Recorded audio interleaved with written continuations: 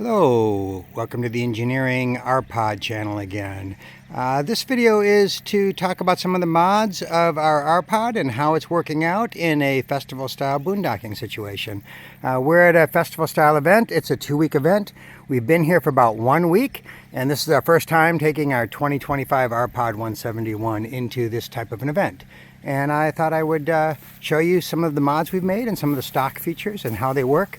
So we have been here about a week. It's a completely off-grid festival, and we're doing pretty good. We've definitely made some mistakes and some learning experiences. I'll start maybe back here with our solar setup. So the first thing that we kind of knew was that having solar on top of the Rpod was going to be worthless. You see, we put ourselves in front of this tree so we get good shade in the afternoon, and so that panel is not putting out a lot. So what we have is we have a 400 watt suitcase Renogy panel, and this is a higher voltage panel. It's a 45 volt panel, which I bought on purpose because the higher voltage means it's going to be a lot more efficient and we're going to lose less power in the wire.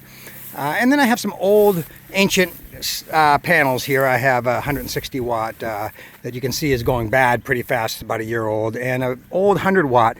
And so what we have is 2 charge controllers, and maybe I'll get back into that so I don't have to walk around more. But in the back you can see I have a big antenna up here, and this is my ham radio GMRS antenna and backup camera. And walking around, I'll show you how the panels work. What we have done is you'll see we have one cord that goes up to the top, and I put a splitter where the stock panel is. The stock panel is about an 18, 20 volt panel, and so older style panels like this are 18, 20, 22 volts, and they'll work well in this kind of configuration. And so we put a splitter so the original charge controller can work with suitcase panels. And then for newer style generation higher voltage panels, we have a new charge controller, second charge controller that works with those. The reality is it's been really overcast and stormy and rainy here. We've been going maybe 2 or 3 days with limited solar and then charging back up, and this system has been able to recover in 1 day of good sun from 3 days of no sun. So it's definitely overkill. Something like this 400 watt panel, or even a 200 or 300 watt panel might be plenty for most people. So what we've done, the second panel comes around, and I've installed a second slot over here, kind of my geek port, and I have auxiliary power, and then I have a solar panel input as well. And I'm using Anderson. They're called 45s. They're supposed to be 45 amps, but you can only put 10 gauge wire on them, so they're really 25, 30 amps max. And that goes right into my battery bank. Nothing else really to show back here. We have some extra water jugs. We still haven't figured out a good pump situation. And I guess, maybe I can get back here. We have a small transfer pump. This is something that is definitely an issue. We came here with about 20 gallons of fresh water. We've been here a week. We've about exhausted that 20 gallons. Didn't want to carry more, and we thought we could get water coming in. That didn't work out. There is water on site, but it's about a mile away, so it's a bit of a hassle. So we have jugs to go up to the top, and I've had to so far dump into the small jug so I can get in there because the large water jugs don't work. I have been looking for a transfer pump situation. There's a lot of them that I've seen people use, like the Harbor Freight one, but none of those have sealed bearings and none of those are food grade, so I'm not really comfortable using those at all. I have a small pump, which is this little C-flow guy, and I may rig that up to use that. You can see it's got the Anderson power pole connectors and some small, but it's not super convenient, and so that system needs a little more thought. Walking around the RV, one of the other things we did, you'll notice we took away the original tank cover, and that was so we could have room for a very large box. It does cover up the anti-sway bars, so I had to boost it up with some 2x4s. But this is a pretty big box. It's 14 inches by 48 inches, and this has been absolutely fantastic. It lets us put our chairs and our wet tarps and things like that in it. So absolutely fantastic that we did this. Let me talk about my charging situation. Internal, I have 2 batteries, and I'll talk about those more in a minute. So I have one switch on the right where I can select solar or battery, charge only solar or battery or both. So it's on both. And then the other switch is where the old battery was, and what we did is we put inside this box a Anderson 50 amp, much heavier connector. So there's a pigtail and 6 gauge wire. So I replaced the old battery terminals with that, and that allows me to do things like carry a small charger. So if we really get in trouble, that's 20 amps. I can plug that into my inverter on my tow vehicle and get a charge. It's also been really handy having the second. If I want to put some extra batteries in an emergency, or I want to charge someone else's batteries. A lot of people here don't have adequate solar or don't have adequate charging systems, so I've been able to plug their batteries in and charge them back up. So for example, I can turn the solar off on my main battery bank and let it coast for a while, and then I can use the other one and turn the solar on it and charge their batteries back up without getting the shock of all the voltage of our batteries. One thing that did not work, we used VHB tape to hold the door open because we've definitely had some wind issues, and you can see the latch came off. Lasted about a month and then it fell off. So that's something I got to work on. Outside, this is the moonroof that it came with, and a couple things on the moonroof. First of all, the suction cups that it came with were absolutely worthless. They fell off each after, half an hour. So we have changed them out to the seersucker suction cups. We've installed it by putting the suction cups on the top of the RV. And that gave us room, or that allowed so that when it was raining, we did have some really high rain. We got no water coming down here at all. That worked absolutely fantastic. But our conclusion was that we were still getting rain in on the front and on the sides. And really this top is great, but it's too small. It needs to be a good 2-3 feet wider and a good 2-4 feet or further out as well. You can see there's plenty of room to not cover the doors. So this would be a lot more useful with if it was wider, and as a result we had to add the second tarp.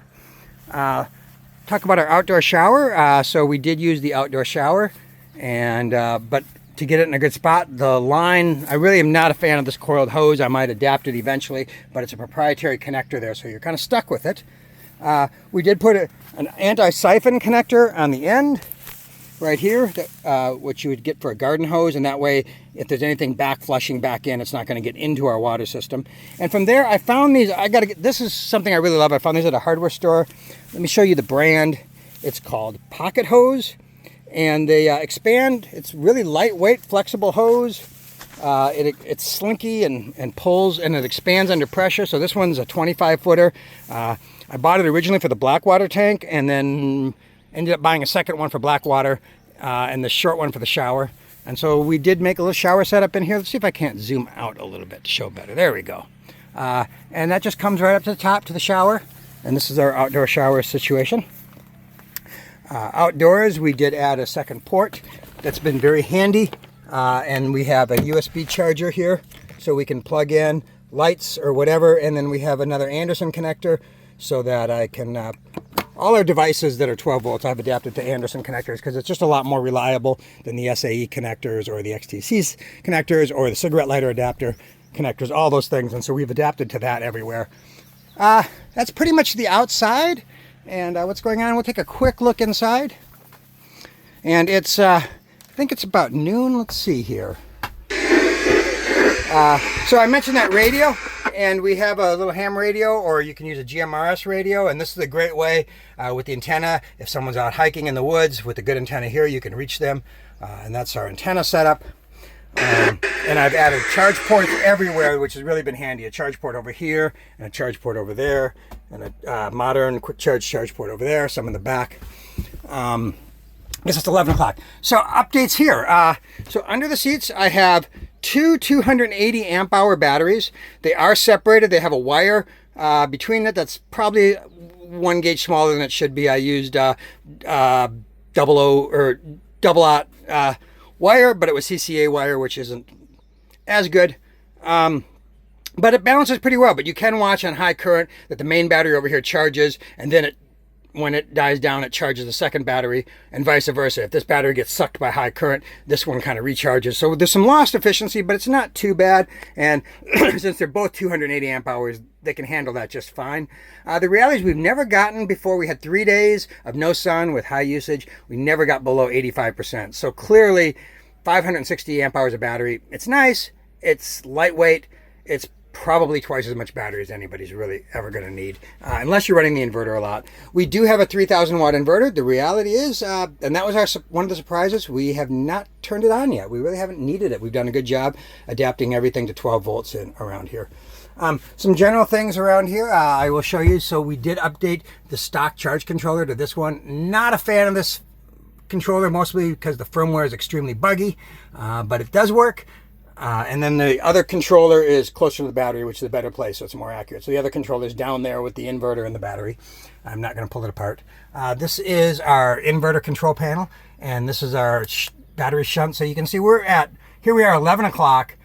We've been using this hard, and I'm almost fully charged. I'm at 14.45 volts. And I think the reason I'm only seeing an amp of charge right now is it's starting to ramp off, because once it's over 14.4, you're pretty much only in the balancing stage of the batteries, and you're not really charging anymore. So I think that's why I'm only seeing an amp and a half, although I hear the refrigerator humming and a few things humming, so we're probably getting 5 or 6 amps in right now and speeding the rest. Other mods, everything's worked out really good here. We did break the glass on an earlier outing, and I just decided it would break again. I'm still finding glass everywhere. So that is, let's see if I can't. Still learning this camera. There we go. Brighten things up a little bit. But I'm kind of glad we didn't replace it, because we just used the stove so much that it really hasn't been an issue. We've added a paper towel roll. One thing that we did learn on this trip that we needed was to add some hooks here. You can see we've put a USB fan here. I would have liked to have it here, or to hang some cups there. So that's definitely something we're going to be doing next time, is adding some hooks under here to hang things. Also produce, things like that. We'll probably put some hooks up high. For music, we've upgraded our speakers to Focal ICI 165s, which is a pretty good, not super high-end, but relatively high-end speaker. We haven't been listening to music as much as we thought. We did modify. I've talked on another video about modifying to add drawers, because the 171 does not have drawers and a fold out here, and that's really been essential. The other thing I've really enjoyed is that we added a soap dish right in here. We've added mood lighting. I believe I've shown in some previous videos, and that's just 12 volt. Why is this not cooperating? There we go. We've added mood lighting in the front and the back, and you'll notice that that's just 12 volts, and so I just tapped that into the same places I've tapped the USB ports on and whatnot.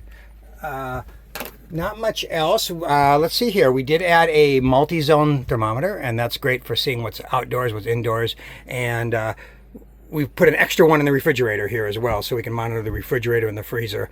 So this is a 3-zone. I'm not sure I would recommend this brand to people. We've had 2 controllers fail already on it in just a couple of months, and they've sent me new ones, but not a fan. What else? Not much else to say. One thing I will comment on the refrigerator is I probably need to have a service call with Forest River or Leopard or whatever on that. The freezer is doing dynamite, but we have it cranked all the way up. The freezer is keeping around -17, -20, so way colder than we need. But the fridge has been hovering in the upper 30s, low 40s, and that's just not cold enough for us. So there's no balance control like a traditional refrigerator freezer, so I don't know if there's a control inside, but clearly I need to turn down the refrigerator or the freezer and turn up the refrigerator and change that balance. I don't know if there's a limit to how many degrees below. We've been running in the upper 80s, low 90s here, so maybe there's a limit to the change. This is a 100% 12 volt DC fridge, draws about 5 amps, so it does pretty power sippy. Not much else to say. Let's see now some other things that we've had to deal with. We do run the fan in here, and after looking at some max air fans that some of the other campers have, that's probably going to be one of my first changes. This one will exhaust only. It won't take air in, which I didn't realize was a big deal, but after cooking, if it's cool out at night, that's definitely something I'd like. But the big issue too is that you can see we've been getting staining from water coming in, even though we don't open it all the way, and that's definitely been problematic with a max air fan. At least the lid doesn't have that problem, but I was listening and watching the amount of air and movement with a Friends max air fan, and I can definitely see where that's better. Not much else. In the bedroom, we did add USB sockets for everybody. And the game changer is adding these lights, really. And they've been fantastic at night. You can dim them. They're a softer light. So if someone needs to get up in the middle of the night and they don't want to turn on the big lights or they want something softer, these have really been game changer, and we really appreciated them. In addition, we've added a dimmer switch here that we just put in series with the regular lights, so that when we turn the lights on, we can dim them down. And we find we almost always have it mostly dimmed, so that's been a big thing. Not much else I can think of, but we've been doing well. Like I said, after about a week, we pretty much exhausted our water that was in the tank. taking light showers, dishes, cooking twice a day. We do use bottled water for the drinking water, so that's not part of that equation, but we do use this water for our cooking water. And that's really about it. That's I thought a little tour of how this has worked in a festival situation and how the mods that we have worked in would be helpful for people. And if you have any advice or questions, please leave it in the comments. I'm definitely interested in hearing your tips and tricks, especially in things that we haven't worked out, like the refrigerator or the door holder or some of the other things that we haven't quite worked out yet and still working on. But thanks again for watching. I really appreciate all the it's been kind of exciting how much people have enjoyed some of the videos and information. That was kind of a surprise when I first joined the group. So thank you very much, and we'll see you next time.